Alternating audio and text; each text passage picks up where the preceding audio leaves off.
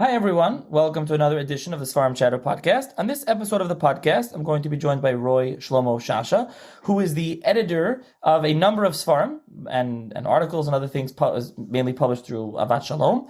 And in this episode, we'll be discussing Shem Tov Gaguine, who was the Av Bezin of the Spanish and Portuguese community in England, and he was the principal of the Montefiore College, the Oil Moshe of Yehudit in England. And we'll be discussing Rav Gaguine and his life and his writings, and as there are a number that Roy has published and are working on. So first of all, thank you for joining me. Well, thank you very much for the invitation, and look forward to this chat. So let's start off. Tell the listeners a little bit about yourself and your background, and especially how you got into editing Seforim and manuscripts. Okay, well, everybody is supposed to believe that in their lives there's a certain element of hashgacha pratit, of divine providence, and maybe this comes through in the story that I'm going to tell you. I had a normal childhood like everybody else has got. I went to school, I went to yeshiva, I went to university. And when I was about 35 or 36, I was stagnating a bit with my learning, and I didn't know what to do. And I couldn't find any shurim that really fitted what I wanted to do. So I went back to university again at the grand age of 36. And I did an MA and a PhD in Jewish studies, which gave me a slightly different perspective on Jewish texts, and started to look at various texts that I would never previously have looked at before, and various tools to go and look at texts as well. And after I finished my PhD, I knew I wanted to write, but I didn't really have anything particularly that I wanted to go and write. Shortly before that, a friend of mine had asked me to go and proofread some manuscripts that he'd edited to prepare them for publication. And I thought, well, this is interesting and fun, so maybe let's give this a whirl. So what happened was that after I finished my PhD, there were some books that I specifically wanted to edit. My wife's great uncle was the chief rabbi of Baghdad and wrote a number of Seforim, Perush on the Torah, a Perush on Tehillim, a book of Drashot, and a short kuntris on Hilchot Shechita. So I thought, I'll prepare these for print. Why not? This is fun. So I was gaily involved in doing these things. And my publisher, Avat Shalom, I had a meeting once with the Rosh Hashiva, Rabbi Yaakov Hillel Shlita. And he said, we've got a whole heap of manuscripts of Chacham Eliyahu Mani. He was the chief rabbi of Hebron, and he was the teacher of the Ben Ish Chai who introduced him to the study of the Kabbalah. And if you look in the Ben Ish Chai, many times he says, I asked my friend Chacham Mani what was the custom in Hebron, or what was the custom about this or that, or to explain some Kabbalistic idea or another. And that also took another few more years. And I really got into it, and I really started to enjoy it. So it was a labor of love. I made Aliyah 9 years ago, and since then, it's made life a lot easier for me because I'm in regular contact with Avat Shalom, who are my publishers, and work very well together. And it's a very happy relationship. Was you have a connection with Avat Shalom, or you just started publishing through them? Well, that's also a case of hashgacha pratit. Rabbi Hillel is actually distantly related to both myself and my wife. And when I was in yeshiva, I used to live very close to his house, and I used to go sometimes on Friday night for dinner. So one Friday night, I turned up for dinner, and I said, I'm going to Manchester on Sunday. I'm going home. I'm going back to Manchester. He said, look, you're going to Manchester. Will you go and pay a visit to Rabbi Morris Gaguine, who was the son of Shem Tov Gaguine? Maybe he's got some manuscripts of his dad that he might want to have published. So I thought, okay, why not? So I turned up in the Bet Knesset on Friday night, and I see this gentleman, and I said to him, do you have any manuscripts of your dad? Well, he died. His father passed away in 1953. He said, it's a good job you asked that, because the last volume of the Keter Shem Tov, which is his main work that deals with various halachot and minhagim, was never published. So you come along, we'll have a cup of tea on Sunday at 11 o'clock, and I'll show you what's what. So he gave me a copy of this manuscript and copies of some of his other works. And I tootled along back to Israel on the aeroplane with them and went off to Rabbi Hillel and said, please, do you want to publish this? So I thought, well, he said, fine. So that's how I ended up having a collection, both with Rabbi Gaguine and with Rabbi Hillel, and how I ended up doing editing. Wow, that's really interesting. And that goes right for this podcast episode. So let's talk about Chacham Shemtob Gaguine. Who was he? Where was he born? And who were his rebbeim? Where he studied? His basic biography. Okay, sure. He's got a very interesting and somewhat unusual history.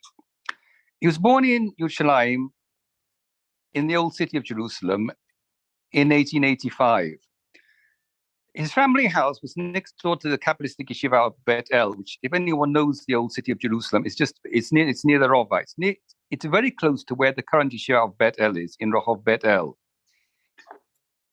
And his family had been associated with the yeshiva for many generations. His father was Rav Yitzchak Gaguine, who was the menahel of the yeshiva, and his grandfather, Rav Shalom Moshe Chai Gaguine, was also was the author of a number of very important Seforim and Shirot and Teshuvot, and served on the Sephardi Bet Din of Jerusalem, was also associated with the yeshiva. His great grandfather was Avram Gaguine, who was the Chacham Bashi, the Rishon LeZion.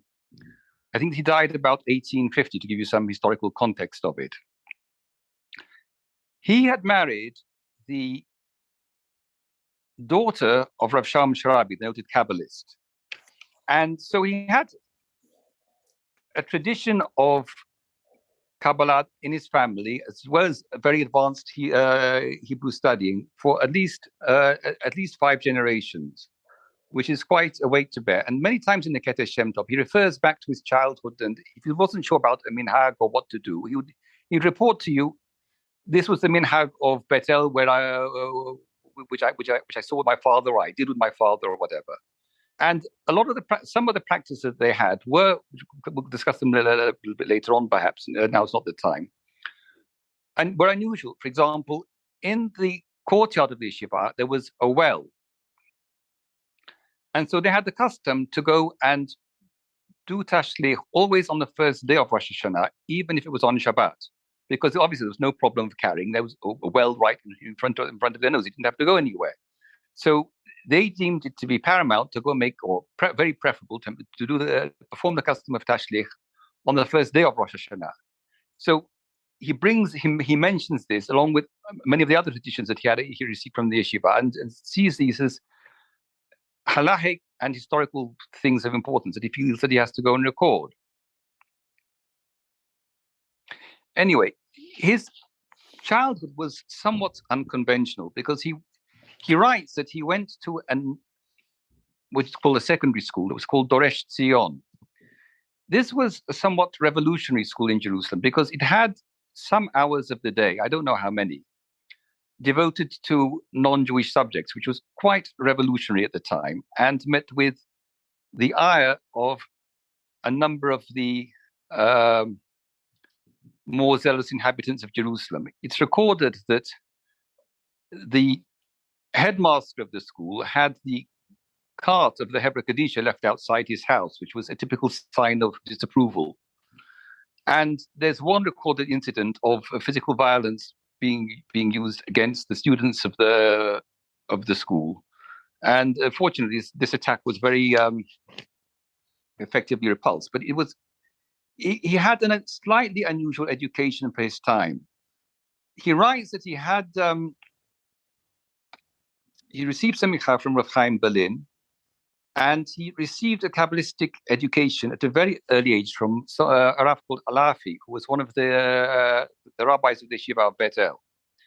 And life would have carried on for him like it had for his parents and his grandparents, save for one thing, that in the year about 1909 or 1910, the Ottoman Empire introduced a draft, and all males, irrespective of religion, of a certain age, had to go into the army.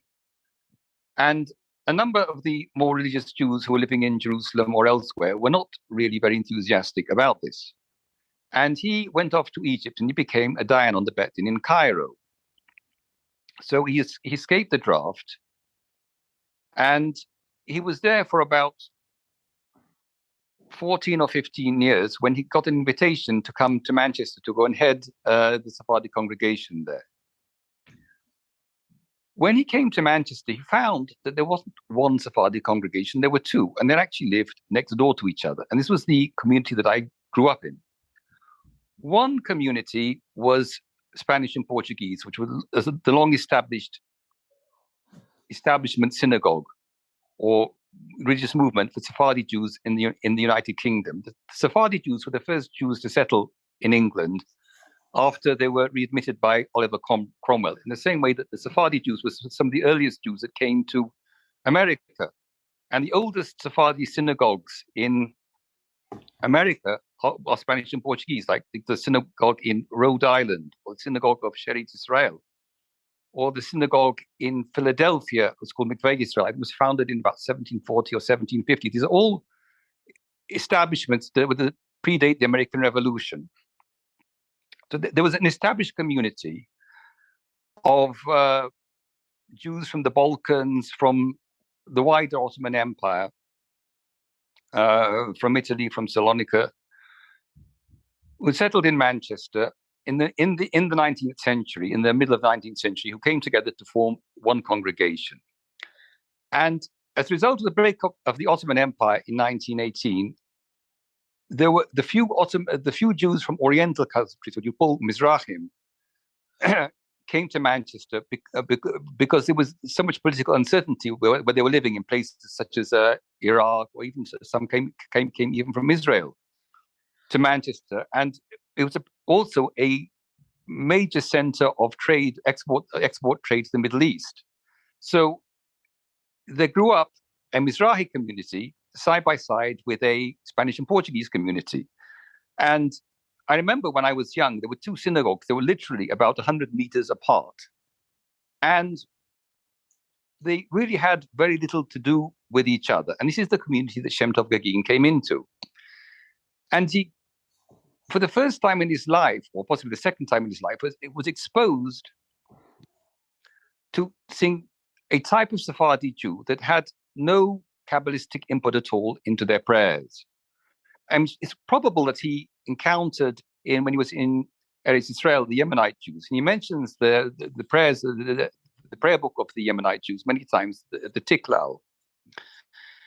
So he knew that the Yemenite Jews followed the Rambam, but he'd never encountered any other form of Jew that completely and utterly had no Kabbalistic, or very few Kabbalistic elements at all in their prayers. We know one other thing about his life because he writes about it in every single manuscript that he wrote, and that is that when he was in Egypt, he had an epiphany moment. He records that he came across the first or the second edition of the Shulchan Aruch that was printed in the lifetime of the Mechaber. And it didn't have, this was before the notes of the Remarkim, which I think in the third or in the fourth edition, a little bit later on, but still in the lifetime of the Mechaber. And he was glancing through it, and he found that the section, the Siman, that deals with Yom Kippur, the minhag of Kaparot, had a title removed. Now, the title said Kaparot minhag shtut, means a minhag of stupidity. And we know the Mechaber himself was not particularly keen on this minhag. This is actually in Siman Tafresh Hey. But he writes there, Ma shenogim la'asot kapara be'erev Yom Kippur, lishhot tarnigol al kol ben zachar v'lomer alav pesukim, yesh limnoah haminhag. You should refrain from doing so. So we know it's not a secret that he didn't like it. But this caption of minhag shtut was removed, I think, in the 10th edition. It was printed in Amsterdam around 1740. And in the editions of his time, it was not around. I think that some more modern editions now, published by Machon Yerushalayim, have reinstated this and corrected many of the other typographical errors. And this was a complete revelation to him that someone could have had the gall and the academic dishonesty to go and doctor the words of the Mechaber. And we'll see, maybe we'll come to this later on, that he took it upon himself to go through the whole of the Shulchan Aruch and comment on various textual differences between the text that he had in front of him and the text of the earlier texts of the Shulchan Aruch itself. Anyway, let's go back to Rabbi Shemtob Gaguine and his life. Around 1920, shortly after he came to England, he came, as I said, to the Mizrahi congregation in Manchester. He was asked by the Spanish and Portuguese congregation to be the Av Bet Din, because this post had been vacant for a long while, and there's no one of sufficient caliber to go and carry the weight of this on their shoulders. So he took up this role, and very shortly after that, he was asked to become the principal of Judith Lady Montefiore College. This was a college that was founded in the country estate of Sir Moses Montefiore on the death of his wife, Judith. And he founded a shiva in his memory, and he wanted in perpetuity for Talmidei Chachamim to go and learn there and to recite various prayers in memory of his late wife. Now, for those that don't know England, Ramsgate is a seaside town on the south coast. And Sir Moses lived there for most of his life. And it's very interesting. He had a villa there that was called Eastcliff Lodge. His immediate neighbor was Princess Victoria, who later became Queen Victoria. And they had a little door that connected the two gardens. And he gave a key of the door to Queen Victoria, which she always treasured, so that she could come and walk into the gardens of Eastcliff Lodge whenever she liked. And a strong friendship developed between the two. And he lived there quite happily until the Second World War. In the Second World War, there was a bit of a problem because it was a port. Ramsgate was a port town, as well as being a seaside resort on the south coast, and very susceptible to the bombing of the Luftwaffe and the missiles, the V2s that the Germans kindly sent across the channel. So the college was shut down, and he was evacuated for a while to Tunbridge Wells, and then he moved back to Manchester. In this time, he'd amassed quite a large and valuable library, which he had to put into some storage. And so a lot of his later writings were written without the benefit of the ginormous library that was in Montefiore College, and without the benefit of his own very vast and expansive library, which he could only take with him when he traveled, a small number of books to go and just what he needed, and the rest he just had no access to. In fact, in one place, he even writes he didn't have access to a riff when he wanted to go and consult something, so he just had to go and leave this area void. And his main work is well known, the Keter Shem Tov. We'll talk about this a little bit later on. Not so well known is the commentary on the Shulchan Aruch, because only a very small fraction of it was published in his lifetime. Apart from that, there are a number of other works that he wrote in his earlier life, and he had correspondence with many Chidushei Torah with the learned people of his time. His wife died in 1949, and that sort of caused him a tremendous anguish, and he died shortly afterwards in 1953, a very sad person on account of it, because he was very, very much attached to his wife, and he had a wonderful family life and wonderful children, and they were very close together, and the loss of his wife just broke him.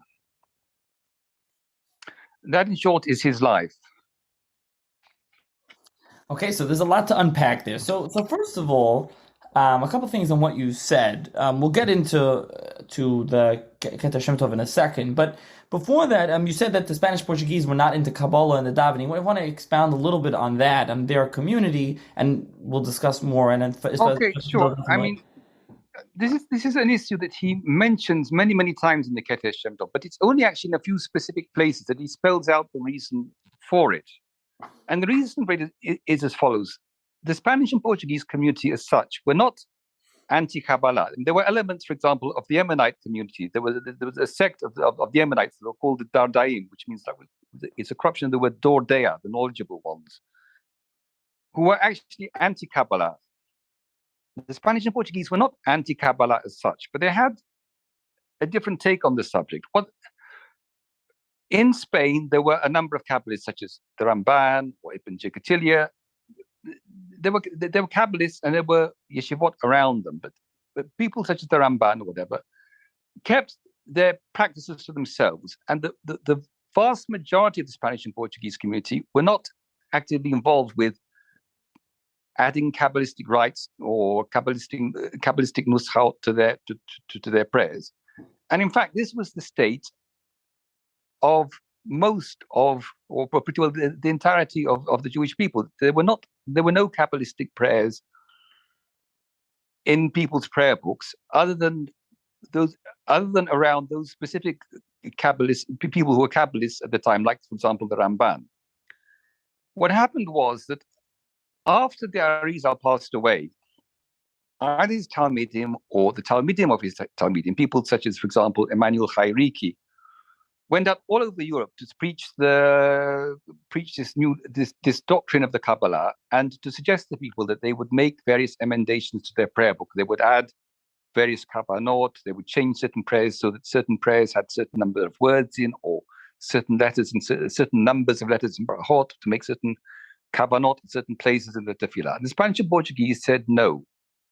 They said, we're not anti-Kabbalah. We don't understand what it is. If some individuals want to do this on an individual basis, all well and good, that they're welcome to do so. But as a community, we really want to stick with the prayer book that we inherited from our fathers and our forefathers before us, and we don't want to make any changes. And they said, also, there's another problem. It's all very well that the Ari came along and said you should make certain changes to the prayer book, or Emmanuel Hariki comes along and says make certain changes on the lines of the teachings of the Arizal. But what happens when somebody comes along later on and says, well, because of what the Arizal said, you should make more prayers and more prayers and more prayers. And one finds, for example, various additions to the prayers of the Chidah, of the Rashash, and whatever. So they said there's no end to the matter. So let's stick with what we've got, not because we think that what you're doing is wrong or ideologically or religiously objectionable to us, but thank you, but no thank you, and let's smile at each other and remain friends. This is the way that he sees this. I mean, he doesn't cite any earlier sources for it, but I think it's a pretty fair estimation. I mean, as far as the English community is concerned, they had a number of very learned scholars as Chachamim, people such as David Nieto, the author of the Matedan, Acham Raphael Meldola, the author of the Chupat Hatanim, who came from Italy. They must have had some knowledge of the Kabbalah, but they were not motivated in any way to go and change the prayer book or the status quo of the prayer book of the English community at the time. So there is some precedent with some reasonable halachic basis for following this line of thought. Okay, now about the minhag. So let's go to Keter Shem Tov. Now, part of this, you mentioned how there were these two communities side by side, these two different Sephardi communities. Yeah. So actually, before this, I want to just as an aside, were there Ashkenazim in Manchester at this time as well, or mainly Sephardim? Oh yes, there was quite a large Ashkenazi community. What happened was that Manchester was a very small village before the Industrial Revolution in England, and Jews were attracted there from the middle of the 18th century for trade. There were itinerant peddlers, and as the Industrial Revolution got underway, people concentrated their merchants for trade. But they concentrated around because Manchester was just a village, or just a growing, rapidly expanding village, they concentrated more or less around the center of town. As in many communities, when Jews arrive, they go to the center, and then they disperse. So the Ashkenazim went more and more towards the north, and some Ashkenazim, but the majority of the Sephardim, went more and more towards the south. So there was an Ashkenazi community in Manchester at the time. In fact, one of his first jobs in Manchester, or part-time jobs, that he actually sat on the Ashkenazi Bet Din when he came to Manchester. And he records this actually in the Pachad Yitzchak, that he was he records one of the thoughts from one of the rabbis in the Bet Din. There was someone called Rabbi Yofi, who was well known in Manchester at the time, and a dayan on the Bet Din. So yes, there was a very large Ashkenazi community, probably far larger than the Sephardi community, but a lot of the very wealthy merchants were Sephardim, and because of that, they commanded an influence within the Manchester community that was far way and above the proportion of their numbers. So yes, there were Ashkenazim who were living in Manchester at the time. Anyway, coming back to the minhag. All my life, I grew up in a Spanish and Portuguese community, and I think it was once when I was about 8 or 9, I went to the Mizrahi synagogue that was 100 meters away.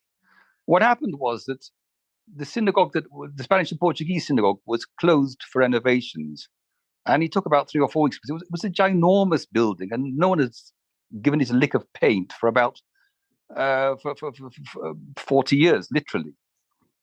I needed roof repairs and 101 other things. They closed the synagogue down for about 3 or 4 weeks. So we thought, look, we need to go somewhere. We need to go somewhere for tefillah on Shabbat. So we went to the Mizrahi synagogue, and it was very, very weird because it was weird for us because there was Birkat Kohanim.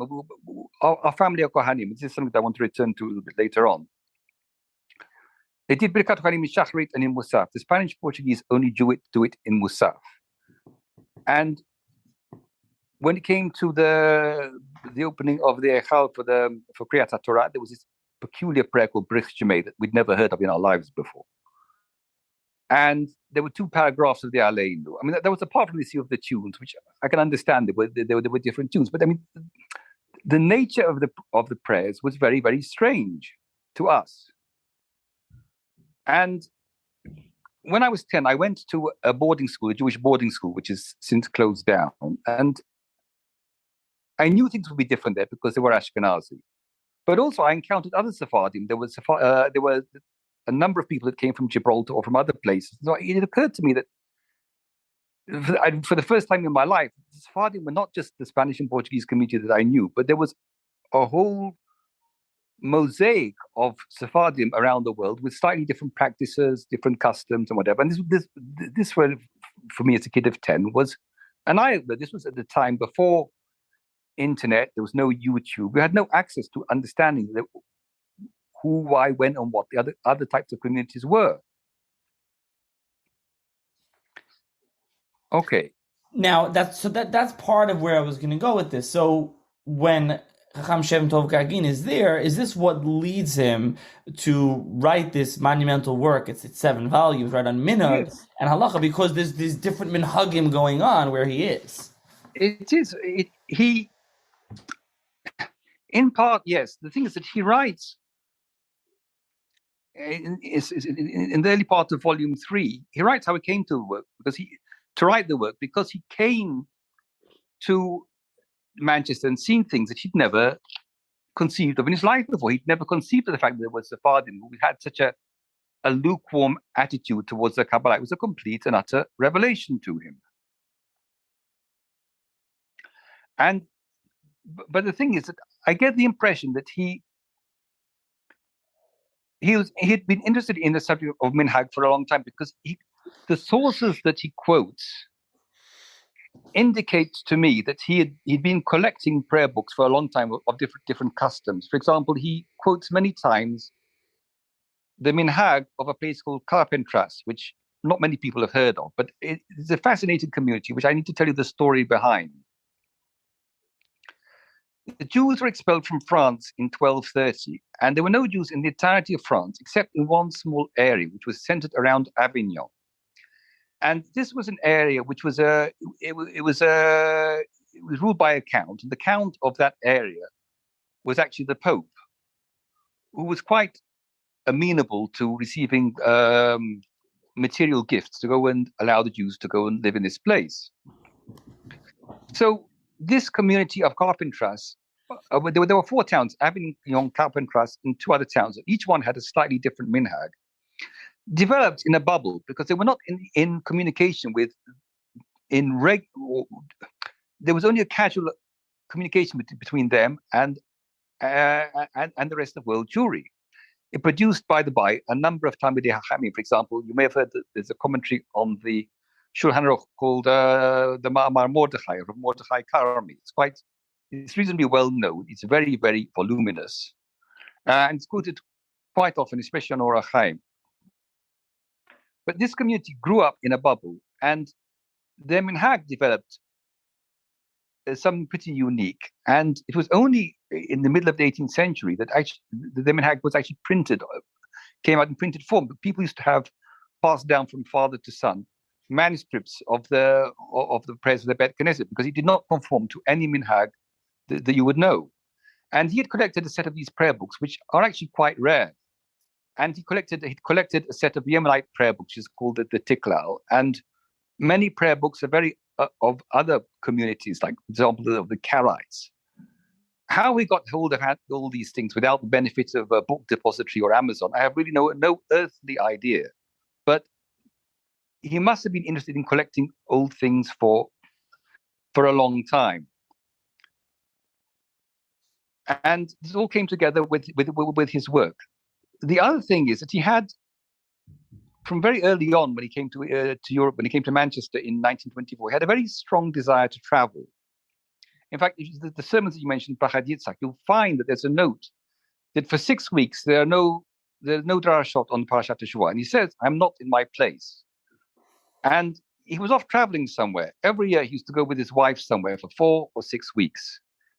And this in itself was quite a major achievement, because nowadays we're used to having the internet. You want to go and book a flight or a plane, it's very easy.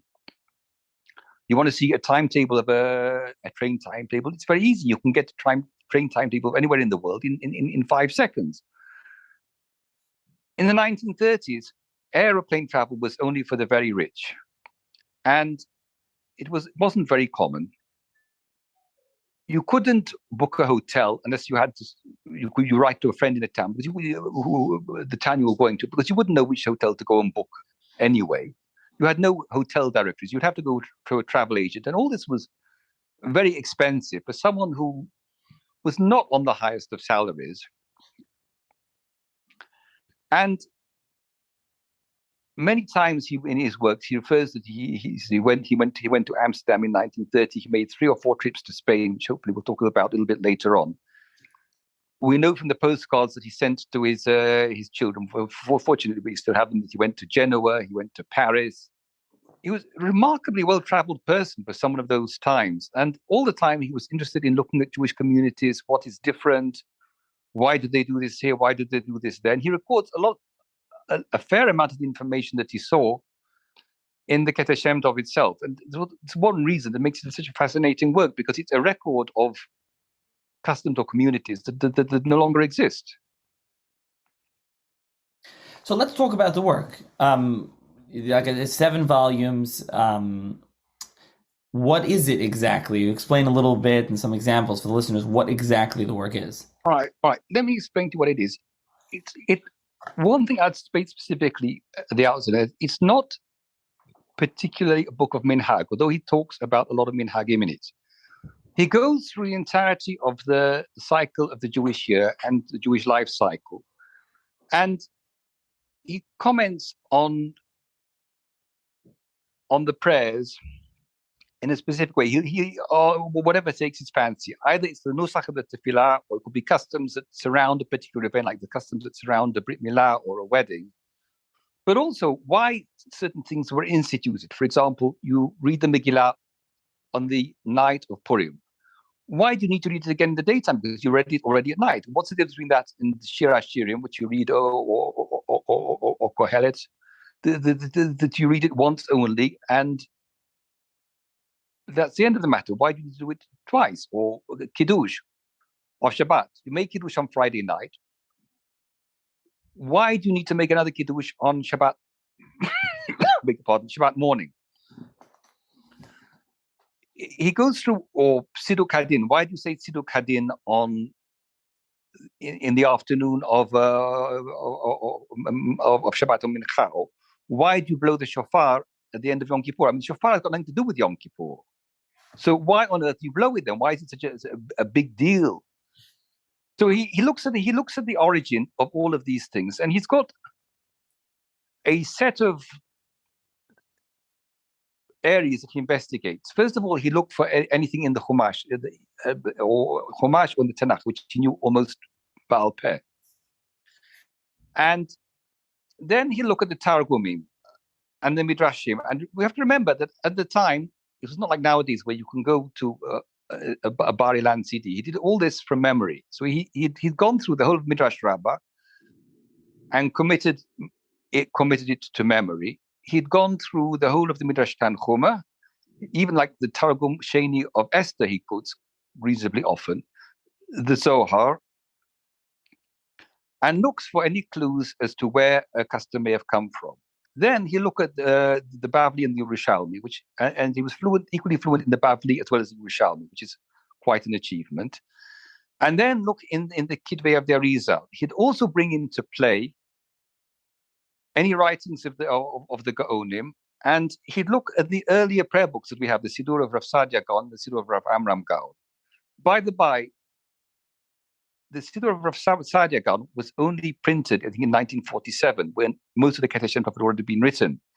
A lot of the citations from the Siddur of Rav Amram Gaon and Rav Sadia Gaon were taken from the Torah or the Beit Yosef, and not all of these are 100% reliable. So this is one thing I want to come and talk to when I talk later on about the new edition of the Keter Shem Tov that's underway. And then he look at all the major Rishonim who will talk about this particular issue, but in a very specific manner. What he'll do is that he'll quote all the Rishonim all the Rishonim from a certain list that will talk about an issue. Like he'll mention the Kolbo, the Manhig, or the Abudraham, or Rav Yerucham Toldot Adam V'Chava, and he'll see how each one describes a particular custom, and he'll look for any even the slightest differences in the wording. Maybe one gives a different reason, or a different nuance. Is it possible they're coming at this from a different angle, or they have a different perspective, or they see some completely different reason for this custom over here? And then he'll develop this, how this will be reflected in the Shulchan Aruch, and where appropriate, the Achronim, and then he look at diverse customs of different communities throughout the world, as far as he can lay his hands on. And that's the way that he operates, and this is the range of the range and the scope of what he covers is absolutely staggering. And especially as I've stressed before, all this was done without the aid of a computer. It was quite an achievement for anyone at that time. So was he focused on mainly Sephardi minhag, and also was he trying to define, tell the reader what minhag they should follow, or was he just trying to source everything, that kind of work? Well, the thing is, he's actually very, very non-judgmental. I mean, you would have thought, or you might have suspected, or you might have figured out that a Kabbalist would say this is the right way to do certain things. But he's very non-judgmental. He tells you the Sephardim do this, or the Mizrahi Sephardim will do this, the Spanish and Portuguese do that, and the Ashkenazim do that, and maybe he'll mention some other customs as well. But he's very, very non-judgmental, and it would be wrong to think that the book was only interested in Sephardim, because he mentions a lot of practices, a lot of minhagim that stem from the Machzor Vitri that was written by one of the pupils of Rashi, and many other Ashkenazi works, Rishonim messages, Rabbeinu Yerucham, that I've already mentioned. And so I think the work itself should be of interest to anyone who wants to go delve into the world of minhag. Now, as I mentioned, it was 7 volumes. Also, it was printed like in a smaller size. Is it? So you talked about the new edition. You could already discuss it here. I mean, you said you're working on a new edition now. What is going to go into the new edition as opposed to the old one? Okay, well, there'll be plenty in the new edition that won't be in the old one, and I can itemize them. First of all, if you look in the older edition, the section of Yom Kippur, it cuts out somewhere in the middle of Musaf. There's nothing at all on Mincha and Ne'ilah. So I was able to, one of the grandchildren made available to us, available to me, the sole manuscript they've got, which covers Kippur and also Sukkot and Simchat Torah. And I found that a whole section, about 25% of the material that was on Kippur, was never printed in the first place. So that's going to be added in. Also, I've got a copy of the Keter Shem Tov that was owned by the Mahaber himself, where he made various marginal notes. So that's going to go in as well. At the end of it, at the end of the Keter Shem Tov, the first two volumes, he writes a lot of additional material, and nobody knows it's there because it's at the end. And it just says, refer to page so-and-so, and stick this chunk in there. But if it's not there, when you're looking at it, you wouldn't know to look somewhere else. Then there's another issue as well, in that some topics come up in different places. And so he'll write about the topic in one place, and when it turns up somewhere else, he'll add on a whole lot more in a later volume, some additional information. And unless you know where to go and look, you won't actually string all the bits together. Like, let me give you an example. But we know in Havdalah you have spice, you've got basamim, and you've got fire, right? What happens if Yom Kippur falls on Shabbat? Motzei Shabbat, do you actually have a neshama yetira on Yom Kippur that require spices or not? Fire, obviously, everyone should be able to work out. You need to have a light, not only a light, but a pre-existing light that was lit before Shabbat. But then this topic occurs elsewhere. For example, if you go to Beit HaAvel, should an Avel have Besamim on Motzei Shabbat? And even if he shouldn't, supposing other people go that are acquaintances of his to make up a minyan, should they go and smell spices, even though he's the one himself wouldn't? Or, as happens this year, we're going to have a Tisha B'Av that's nidched, that's pushed off from Shabbat. So obviously we can't have any wine Motzei Shabbat for Havdalah, but and we make the blessing on the fire. Should we have the Samim or not? So this topic occurs in many different volumes, and quite a few times he'll say, "Well, I wrote this in my first volume, but now I found this or I found that, and this is something else to take into the equation." But there's no way of, because the thing is not indexed, you wouldn't know where to look in any place to go and find all the other bits to put things together. The other thing is that he copies out, when he acknowledges that he copies out. It's not a case of plagiarism. Large passages of the Bet Yosef, and in the editions of the Bet Yosef that he had, some of the references were wrong. And also in the process of transferring the material from the Bet Yosef in front of him to the manuscript, and from the manuscript to the printing house, even more mistakes occurred. So every single source is going to be provided in its place, and at the end of it, a massive index which covers the entire 7 volumes, please God, and it'll bring the whole lot together. Also, at the end of the manuscript that I spoke about, he had also various other editions and to Shavuot and other bits, other material that was related to Keter Shem Tov. So all this is going to be put into its place, so you can see the whole clear picture in one go, as well as references in other manuscripts that he talks about a topic and comes to it here. The whole lot will be indexed together for the first time, hopefully. And you're working on this now? I'm working on this now. I mean, I'm hoping that maybe within the next 2 years, let's say, the first 2 volumes which deal with weekday and Shabbat will come out, and the rest will. I think the other volumes will have to come out together, maybe a year or 2 after that, as a unity with all the proper indices together in one go, hopefully. Now, if anyone familiar with the old edition was like in a small, almost like a mini size, is it going to be like that, or are you going to make it into a regular size Sefer this time? No, I'm going to make it into a regular size Sefer, hopefully, and hopefully with a larger print and a little bit more readable, because the first editions and the reprints, the print is not actually all that clear.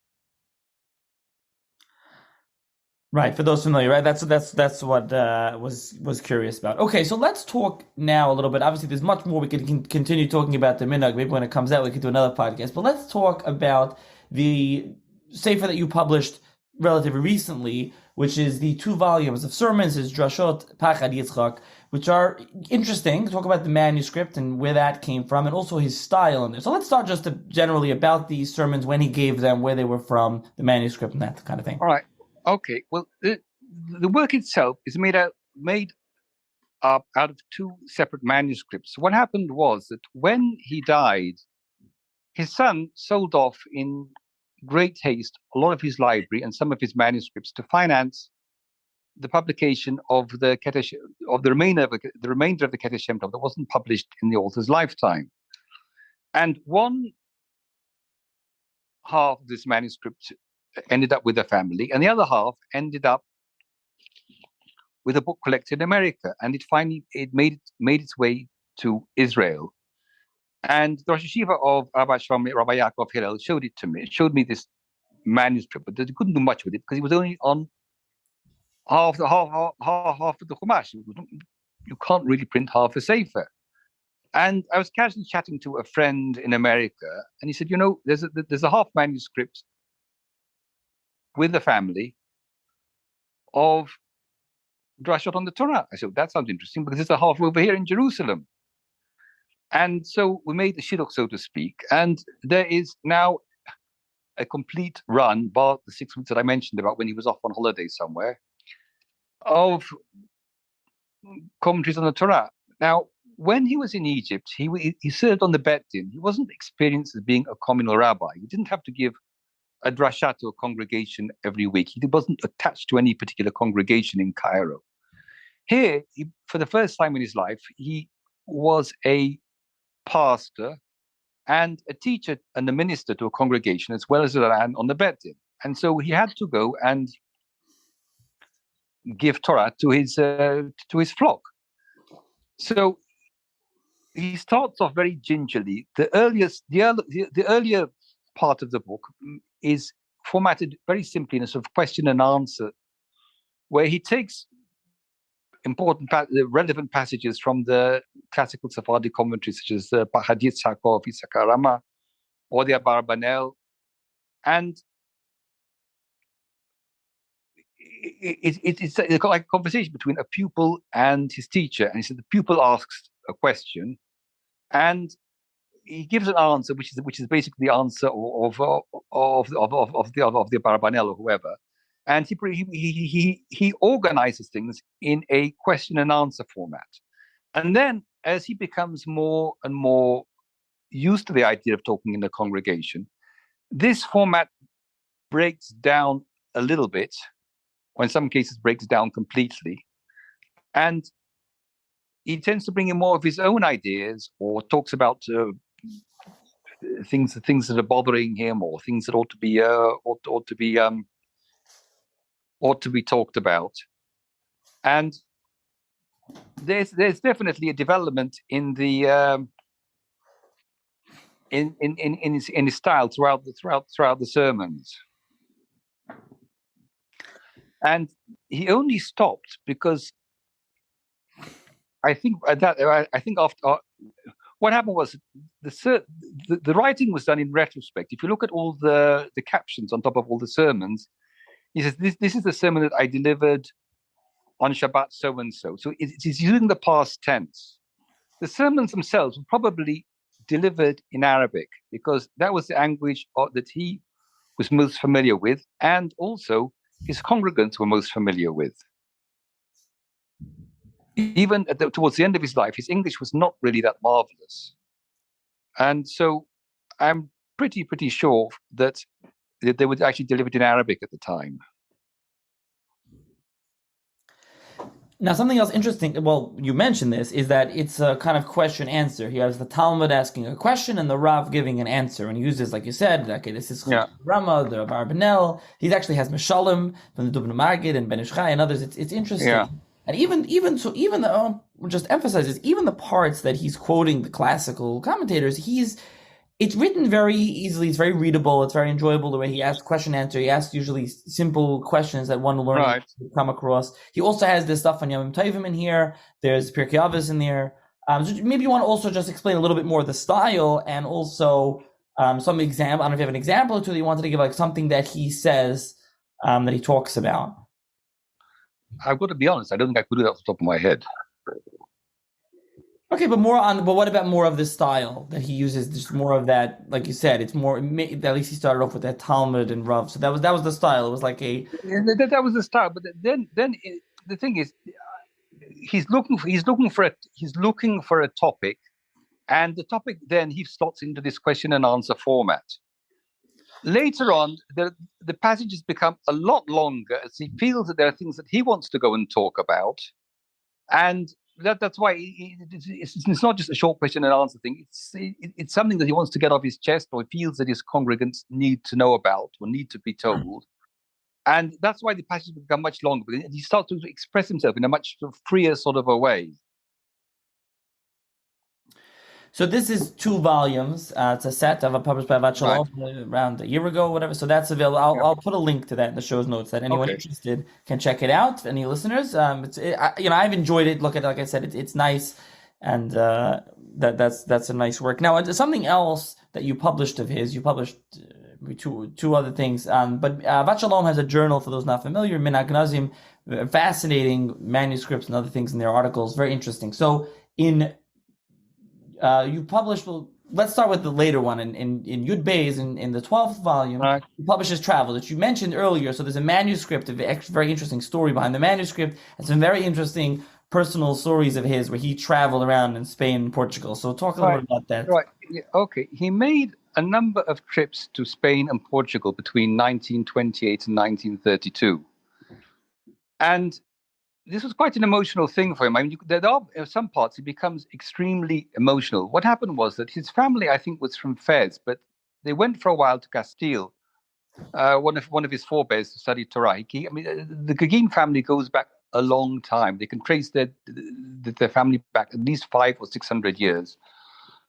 Sorry, 700 to 800 years, and a lot of this time was in a fair amount of the earlier time was spent in Spain before the exile.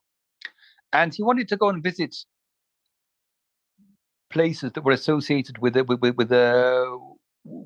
Sefarad before the exile. And as I said before, travel in those days was not easy, and there was no way to plan things by internet. Had he lived today now, he'd probably accomplished twice as much as he would have done then. But he was one of the earliest rabbis to go off on a field trip to go and collect raw data. And there's a story behind it. Rabbi Shemtob Gaguine's son gave me a copy of this manuscript and kept the original. I put it somewhere in my house. I completely forgot about it. And when I made Aliyah, I looked for it and I couldn't find it. But at that stage, I hadn't completely entered my house in England, which I only did 3 or 4 years later. And when I was looking around in the cellar, one of the last boxes I came to actually had this manuscript in it. So I said, "Wow, I want to go and this looks really interesting. Now is the time to go and publish." But I didn't do anything with it before because it's not actually complete. I think it was complete, but he didn't get around to making a fair copy of the entirety of the manuscript. And I'll come back to this point in a minute. So I contacted his grandson, who was left all of his manuscripts. And I said, "Do you have the original? Because I've got a copy." And he said, "No." So it got lost in transit somewhere along the line.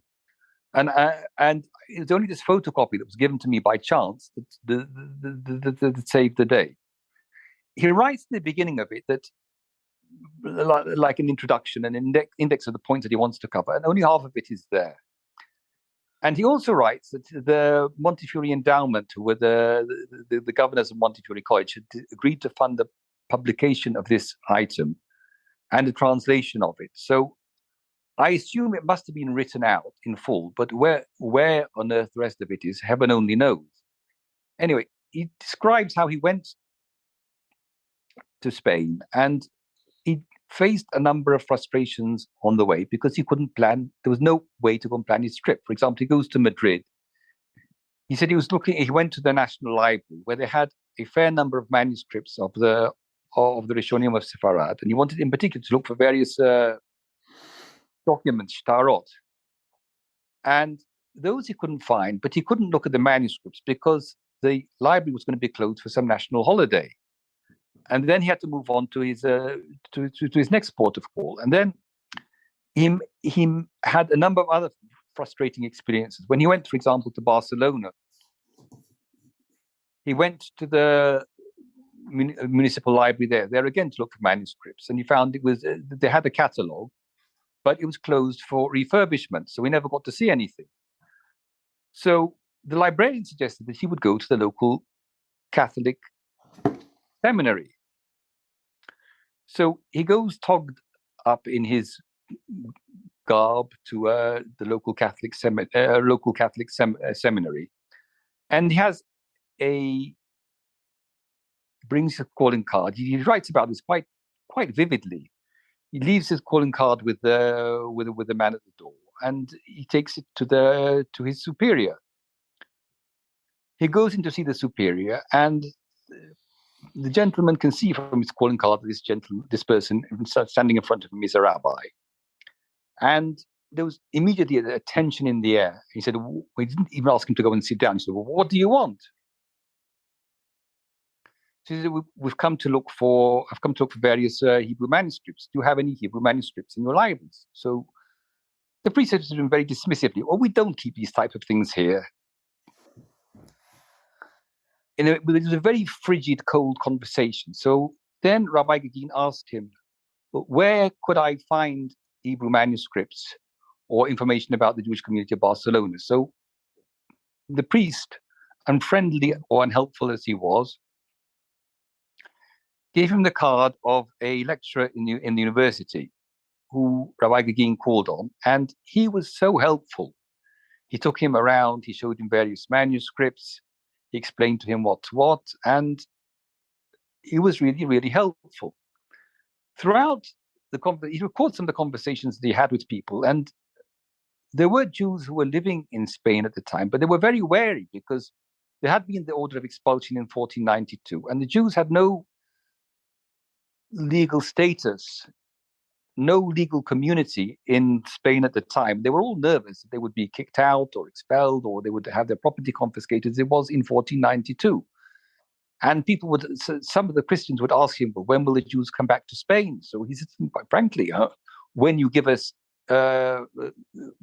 rights as citizens here, we're happy to come back again. But to me, what's interesting is that a rabbi took the time and took a very substantial amount of his salary to go around and to look and try and find out on the ground what is going on. He made other trips to the which he records fragments of in the Keter Shem Tov. He made trips to Morocco, to Tetuan, to Tangiers, to Gibraltar, and he mentions that many times the customs of Gibraltar and of Tangiers, things that he'd seen, and he recorded them to go and for future use. And I'll bring you one example that may be of interest. There's one verse in Bereshit, in the Parasha of Vayishlach, which talks about Reuben and Bilhah. And this the verse, the way that it's written in the Chumash, has got two sets of ta'amim, of notes. And according to one set of notes, there is a break, and this verse is written as two. And according to the other set of notes, it's all one continuous verse. But obviously, where you put a break in the verse can have an effect on the meaning, and it gives it a completely different meaning. So he says that in Gibraltar, the custom is to read this verse. It's not a question of Ketziv and Kri. There are just two sets of notes for this particular verse. It occurs that in Gibraltar, they have the custom of reading this particular verse in the Torah twice. once according to one set of notes, and then according to the other set of notes, and they're not at all concerned with hefsek or interruption. And then he tries to find a source for this, and he finds a source in a Tikkun Sofrim. It's called Ezrat HaSofer. It's printed in Amsterdam in around 1740 or 1750, I think. There was a Chazan of the Spanish and Portuguese community in Amsterdam, who was called Chazan Pisa, who was also a Talmid Chacham, and he produced the first, what you'd call Tikkun Sofrim, that was ever printed. He's got a set. There are two versions of this. One is printed as a Tikkun without any vowels at all, for a sofer to go and to go and write out the Sefer Torah, or for a reader to go and prepare the Kriyat Torah, and another version with identical typographical layout, except for the vowels in the notes. So with the vowels and with the notes, for someone to go and study from, or to go and prepare their reading. And in this particular edition, he records that there is a tradition to read the verse one way in public and another way in private. So when he sees something, he does make quite strenuous efforts to go and find some source for whatever it is that he's looking for. Now, anyone interested in this travel log, I guess, so to speak. So I said it's in Chelik Yud Beis, the 12th volume of minhagim. I'll try again, if I find a link for that, I'll try to put a link in the show's notes. Now, another thing you published in an earlier volume, I don't remember offhand which one, is the Azharot LePesach from Rabbi Yehuda Levi. We had a beer on, so if you want to discuss that small work as well. Yes, I explained to you what it is. There was a custom of first of all, one of the many hats that Rabbi Shem Tov Gaguine wore was that he was an expert grammarian and a philologist, and he took a number of very early medieval poems and wrote commentaries on them. And he published, Montefiore College published a journal called Yehudit, and there's another Astrov there of somebody called I can't remember the name of the author, which we found in manuscript. And he published somewhere else, in one of his earlier books, something called Bakashat Halameidin, which is a poem where every verse, I think, starts with a lamed. It was written by Rabbi Yehuda Bedershi, who was the author of the Paninim Rab, I think it is. It's a book of Musar. I can't remember the name exactly. Anyway, with all of these medieval poems, he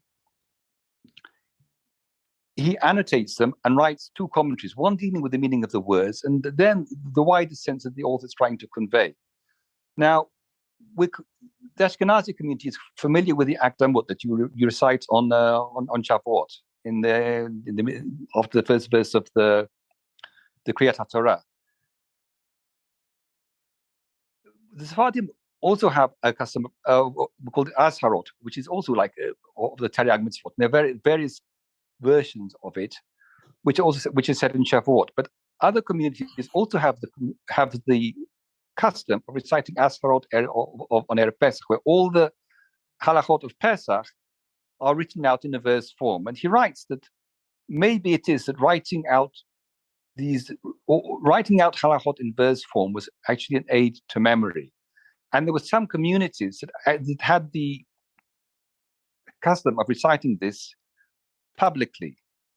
And I came across an example of such a community. There's a place called Parur, which is near Cochin. And a very small amount of Hebrew printing used to take place there in the 1930s and the 1940s by lithograph. And they printed this Asrop because presumably they also used to read it on Erev Pesach. And what it is it's all the laws of Pesach in verse form. And he discusses, for example, where the Mahaber Yehuda Halevi is deciding either like the Rosh or the Rambam or the Rif. And he works backwards from the poem to the halacha and which Rishon the Yehuda Halevi is following. Just to add by the by, what happened was that in Manchester there was a very famous library which is now incorporated into the university called the John Rylands Library, and they bought the manuscript collection of one of I think the Dukes of Devonshire, the Dukes of Sussex, I can't remember, who had some first grade manuscripts, and many of them at least 600 or 700 years old. And there is a Haggadah, which is called the Rylands Haggadah, which is, I think, one of only 3 known examples of Haggadot that survived the Spanish Inquisition and the exile from Spain. The other one is the Sarajevo Haggadah, which is maybe slightly better known. And there is a third one, which is in London, called the Brother Haggadah. And this poem is written in micrograph all the way around, but it's not written complete. It's missing, I think, the first few verses. He writes that he got these missing verses from a critical edition that was published by a scholar called Brodie. And he wrote this commentary, which is partly dealing with the language and partly dealing with the halacha on the entirety of this poem. And it's a very interesting read. It's an interesting way of writing and recording halacha, and maybe something that we're not quite used to nowadays. So maybe it's not something we would appreciate nowadays necessarily. But this is what was done in those times. So again, this is one of the other volumes of minhagim that I'm not remembering which one offhand it was published in. Now, something else that I wanted to point out that I don't think I mentioned is, especially you can see this in, anyone will have the 2 volumes, Pachad Yitzchak, the sermons, the drashas that we mentioned earlier. There's a lot of facsimiles there of his, first of all, the different smichas that he got, and also of his manuscripts and his Seforim.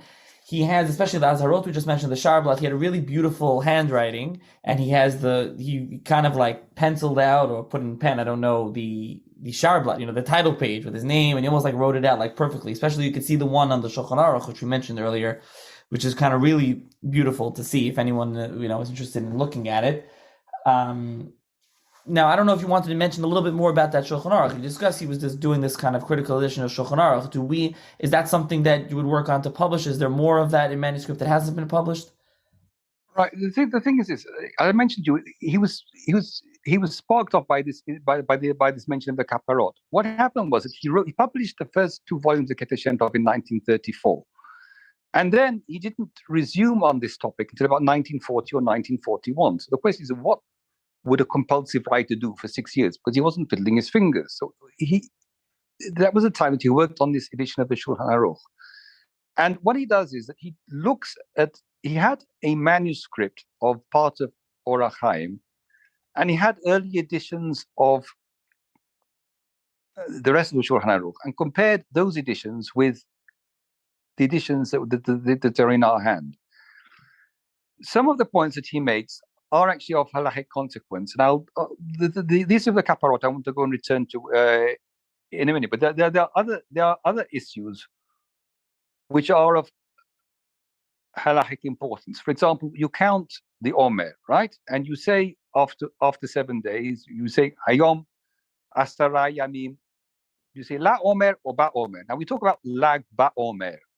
Everyone talks about Lag Ba Omer, but the Machaber actually talks about Lag La Omer. He said you count Asara Yamim La Omer.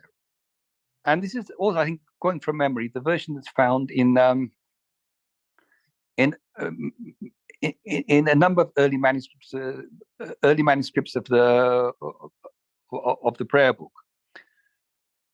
Another point, related issue, is when you count the days of the Omer, you say Hayom Asara Yamim La Omer Sheheim Shavua Echad V'Shlosha Yamim. Now, do you say La Omer afterwards or Ba Omer, or either or neither? So he makes the point that the Shulchan Aruch actually doesn't say you should say a second Omer, because it's self-understood that if you say that today is the 10th day of the Omer, which is a week and 3 days, it's pretty obvious that this is a week and 3 days of the Omer, which you just counted. It's not brain science to go and add the numbers up. And the Shulchan Aruch does not record that you should say the second Omer, only the first one. So there are cases where there are halachic ramifications to studying the earlier text of the Shulchan Aruch. The other thing that he points out in a number of cases is that that which has been written by the Machaber, and that's been written by the Ramah, have got confused, and sometimes the writing of one is attributed to the other because of the sloppiness of the printer. Now, since he wrote this thing in the 1930s, we've got more modern editions of Shulchan Aruch, such as the one that was printed by Machon Yerushalayim, where a lot of the text has been checked and amended in line with the earlier editions. So what I want to do is that so one thing that I'm currently discussing with Abba Shalom at the moment is to produce a facsimile edition and couple it with a printed abridgment of the work, because some of the notes that he makes have really got no halachic ramification, whether a word is spelled with an aleph at the end or a hey at the end, or the word spelled with 2 yod or 1 yod. It's still the same word. There's no practical difference to anyone how it is spelled. So anything that is, I would say, peripheral or secondary importance, we're thinking to go at the moment to go and leave it out, because otherwise the important points that he does make will get subsumed and all the other points which are less important and will not stick out. Now, what about any other writing? So right now, like you said, this is something you're discussing, and the Keter Shem Tov you're working on edition. Are there any other writings of his that you're working on, or any other projects that you're currently working on? Yeah, but there are 3 other manuscripts that we know of his. One of them is in the Hebrew National Library, and I've had it scanned. It's the most gorgeous manuscript. He was, you might have mentioned before, he was a tremendous artist. He used to decorate title pages and other pages with all sorts of ornaments in his own hand. What happened was, when he was 16, he was given a very thick pinkas, like a notebook, a jotter book, I assume by his father, and he had it very beautifully bound in leather with ornate tooling on it. And the first few pages, he records 2 drashot of the Rashash, Kabbalistic kavanot for to catch shofar on the first and on the second days, and the drasha that surrounds it. That's not his own work. And then he starts recording his own chidushim on Rambam and on Shas. And for a very young mind, someone of 16 years old, he's a quite advanced chidushim, and he signs sometimes. He writes Sha'ad, which I assume is an acronym for Shemtob Gaguine. But one can't help thinking that maybe there's a literary reference here to the Shagat Aryeh, or this young lion here that's roaring out with a very strong question or a contradiction in the Rambam. That is one manuscript, which I'm working on at the moment. Well, as I've worked on it, it's now going through proofreading, and hopefully will be published within a year or so. The other manuscript was written when he was in Egypt, and he was addressed She'elot as a Dayan. Either things were referred to him by colleagues on the Ashkenazi Betin, or some were generated from within inside his own community. And there again, for someone of quite a young age, he writes very respectfully to the chief rabbi of Egypt, Rav Ben Shimon, who wrote a book called Nahar Mitzrayim, about the customs of Egypt. And he had certain questions about some of the things that he wrote there. We don't have all of them. He didn't record all the correspondence between them. But there again, there are some quite strong objections to some of the things that this person had written, and this person was very, very substantially more advanced with him, both in years and in learning. But he was quite a perky, perky and unstoppable young fellow, and he has serious questions on some of these piskei halacha. The third item that we've got, I think, is probably later, probably from England, which also is more chidushim on Shas and on Rambam. And so the idea is to go and take all of these bits and pieces and to go and put them into some sort of an order, to have to make a section on questions on the Rambam, questions on Shas, questions on Shulchan Aruch, and Shelot and Teshuvot. And he dealt with a wide variety of questions throughout his life. I mean, one of the Shelot and Teshuvot actually appears at the end of the manuscript of the Keter Shem Tov. It's a family that I know in Manchester, where the husband and wife were married during the war, and the husband had to go off to fight. So they had a short period of time of married life together, and the husband had to go off to the war. 9 months later, a kid pops out. A male child pops out. So, all right, Brit Milah, no problem. Pidyon, how does the father perform Pidyon when he's 3,000 or 4,000 miles away? Can you make shlichut for Pidyon Haben? Because it's a mitzvah which is given specifically to the father. And can he go and delegate somebody else to go and deal with it? So eventually he comes to the conclusion that the best thing is that the grandfather, who's living in Manchester, performed the Pidyon, and he receives an authorization by telegram from the father of the child to go and perform the act. And I know the family, and they tell this story amongst the family. And here's the written side of it, which they were completely unaware of. So I sent it to them, and they were over the moon.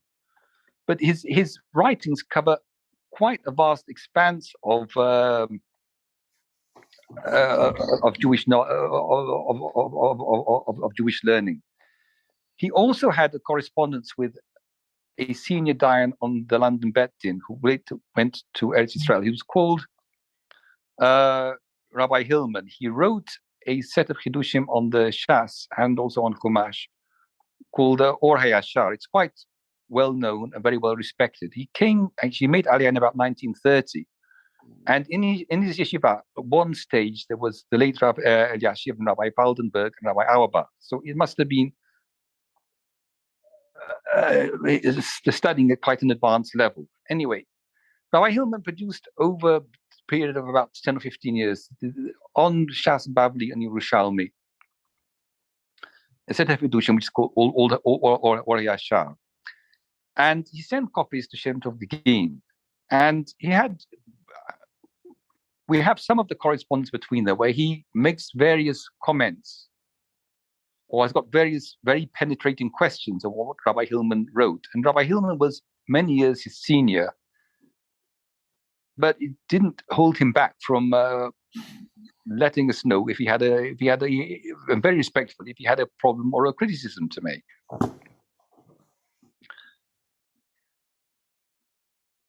Okay. This correspondence, hopefully we're going to publish this a separate article in minhagim. It's quite fascinating to go and read as a subject in itself. It wasn't written as a chibur or as a sefer or as a kuntres. It's just odd letters collected together. But it makes an interesting read. This correspondence was published, or it's going to be published? It's going to be published. It's on the list. Okay, so and just finally, you mentioned earlier you published a number of other Seforim through Avat Shalom. Are there any other Seforim from other Talmidei Chachamim that you're working on now, or now you're focused on Chacham Gaguine mainly? Well, I'm working on Chacham Gaguine, which is going to take 2 or 3 years. I mean, I've got certain other projects that I have in mind. They started a project which I may continue with, and there are 2 very important prayer books for the Sephardim. One is called Beit Oved, and one's called Beit Menucha, which were printed in Livorno in the 1840s. It's basically a compendium of halachot with the Siddur. At every point in the Siddur, the copious notes from the relevant sections from the Birkei Yosef, or from the Shalmei Tzibur, or from the David Emet of the Chida, whole collections of halachot. And after the author, Rav Ashkenazi, passed away, other rabbis continued with this set and made a set of masurim for all of the Yamim Tovim, the Beit Din for Yom Kippur, Beit Beit HaShoeva for Sukkot and for Simchat Torah, and Beit Moed for Pesach. And so all these things will need to be worked on to go and check the sources, to go and check the spellings and whatever it is. But that in itself is going to be quite a fair chunk of work. And I also want to work on the books of Rabbi Israel Yaakov Al-Ghazi in particular. He wrote 2 books with the Shalmei Tzibur and Shalmei Hagiga, which are quite frequently quoted, but Dawat Shalom printed a retypeset version of them with some annotations about 25 years ago. But in the last 25 years, computers and Otsar HaHochma, which is an external hard drive, it's got over 100,000 books, and the Bar-Ilan CD have made a huge difference to Hebrew learning and our ability to go and edit accurately Seforim. And I think it's important to go and use the blessings that we have of our age to the maximum, to go and take classical works and to go and present them to the Torah reading public in the best possible way and with the best typographical layout and graphics, which is something that Ahavat Shalom is very good at doing. Yeah, and you mentioned the Siddur Beis Ovid Beis Menucha. They just published that, the 2 volumes, just those 2, right? those 2 were just published. Yes, you're talking about the other ones. So yeah, and the Shalmei Tzibur and Shalmei Hagiga, I think they printed it a while ago, like you said. I think they maybe it wasn't around for a while. Maybe they reissued it now, but like I said, it wasn't redone. You're right; it needs more. No. What I want to do is to re-edit it, because not all of the references are there. There's no index to it, and there's a lot more that can be done to go and help the reader than is done at the moment. Yeah, absolutely.